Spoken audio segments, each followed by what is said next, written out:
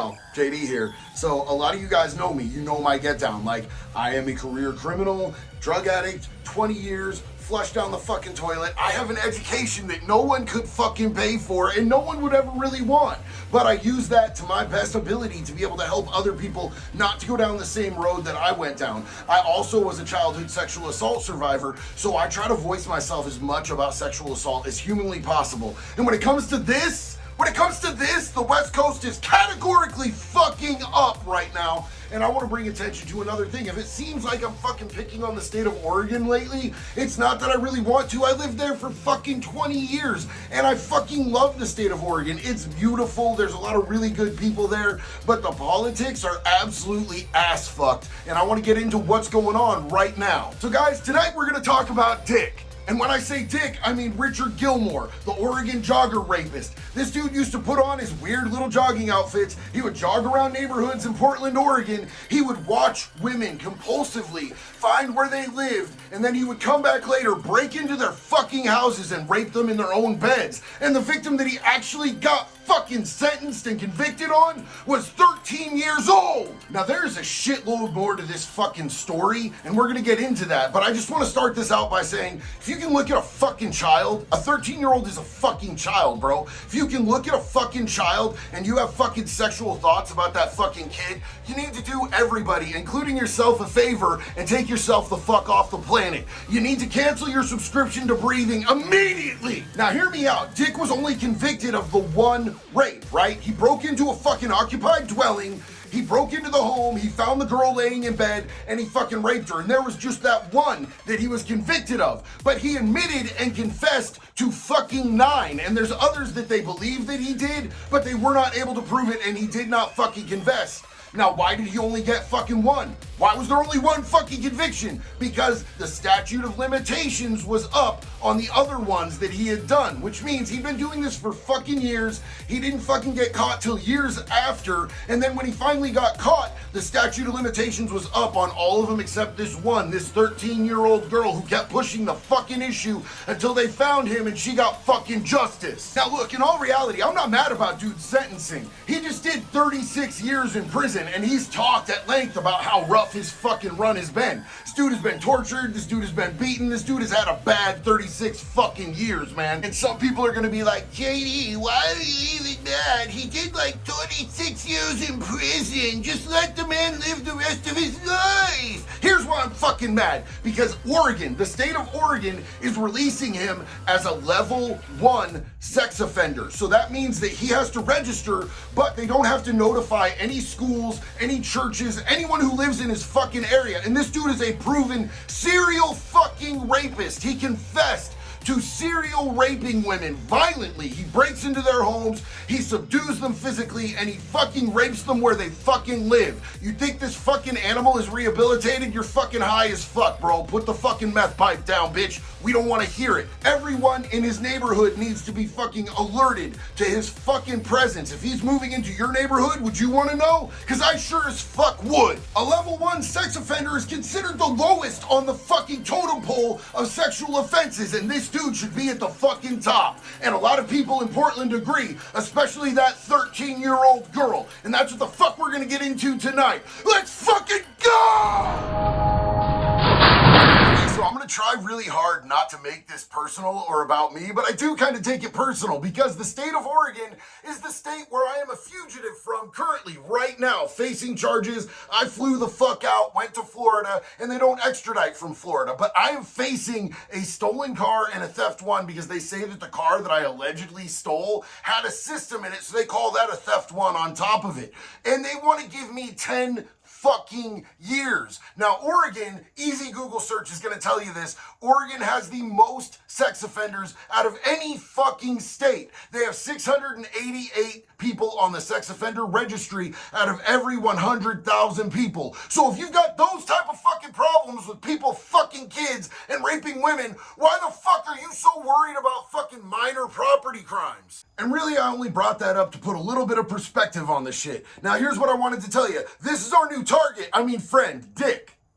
Yeah, look at that piece of shit. Fuck him. So with this case, it's important to understand this isn't just a normal fucking sexual assault case. This dude would stalk, teenage girls, systematically, serially stalk teenage girls, mark where they fucking lived, come back later at night when he knew they would be asleep, break into their homes and rape them in their fucking beds. And we talk a lot about this dude. He gets branded a rapist a lot, but this dude is a pedophile rapist. These are teenage victims. And here, right here, is one of his teenage victims grown up just this week on the fucking Dr. Phil show. Let's listen to what she has to say. Look at his psych evals. Those are a real eye-opener. And then the other thing that he has done, he actually called one of the victims in our case and told her, "You girls are going to pay for this."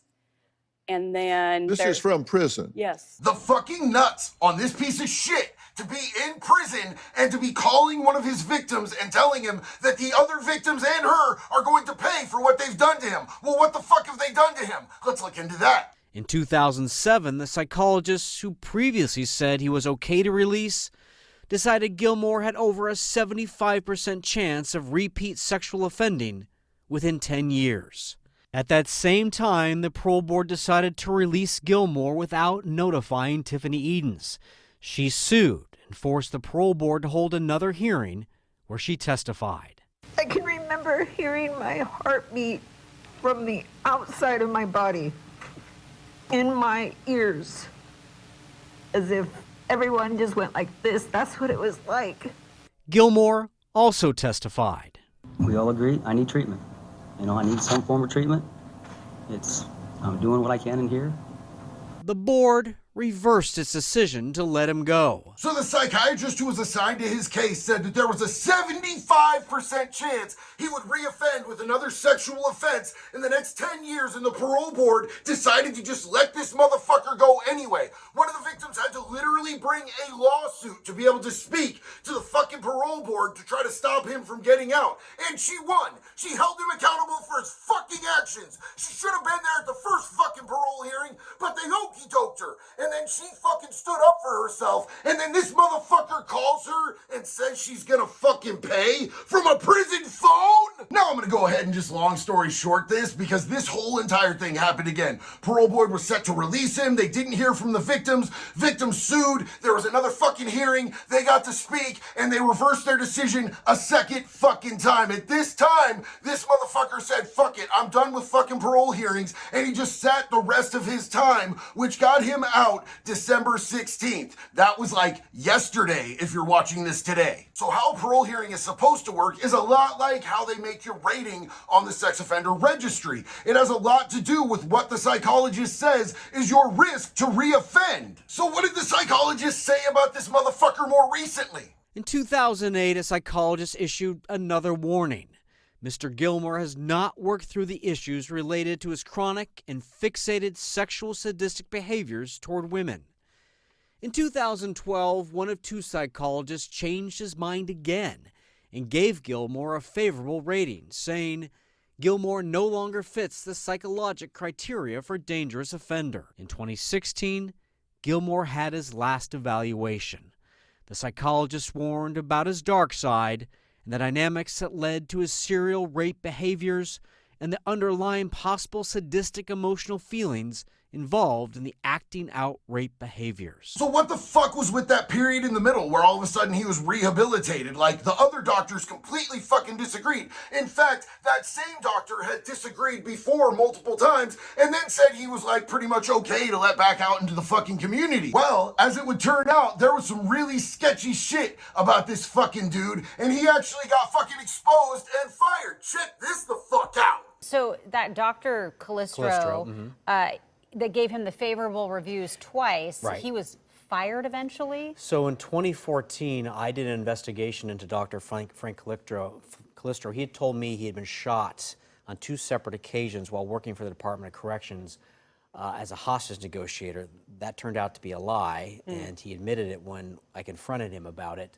And then the the parole board had to stop using him. They fired him. So several of his victims, including Danielle Tudor and Tiffany Edens, who were just teenagers when this dude brutally raped him, are protesting him getting out as a level 1 sex offender. They even went to Governor Kate Brown. And this Governor Kate Brown said that even though she was able to take all 17 of these death row inmates off of death row, she could not do anything about the classification of a sex offender, a serial rapist, being released back into the fucking community. So the state will officially not be notifying any of the schools, the churches, the daycares, or the family residents in the neighborhood where this guy will be living and being paroled to. It's fucking ridiculous. So of course, these fucking heroic women, they're going out and they're notifying everybody themselves. They're starting protests. They're handing out fucking flyers. They're doing everything they can to keep other children, other women, anyone that they can safe in their fucking neighborhood in Portland, Oregon. But how fucked up is it that women who are victims as children now have to do this to keep other people safe when the state knows who they're letting back into the fucking streets? This is just another classic fucking example of how our system fails to protect women and children in our fucking communities, and it's disgusting. And us as men, I don't know, maybe you're a man, I'm a man. If you're out there watching and you're a female, please forgive me. I just assume because like I see my statistics, and it's mainly fucking dudes who watch this. We need to stand up. We need to stand with these women. We need to stand with all women. We need to stand with all children, and we need to protect them from fucking predators like this. I personally am sick to fucking death of hearing stories like this, and I hope that you are too. Let's fucking take a stand. All right, I'm gonna go, man. I love y'all. I appreciate you. I know this one went a little longer than normal. I don't know if anybody's even still here. If you are, I love you. You made me feel special. Also, if you want to make me feel special, hit that subscribe, the like, comment. I love video suggestions. I love hearing comments from y'all. Let me know what you think about this situation. I really genuinely care, and I want to hear from y'all. All right, one love. Be good or be good at it, y'all.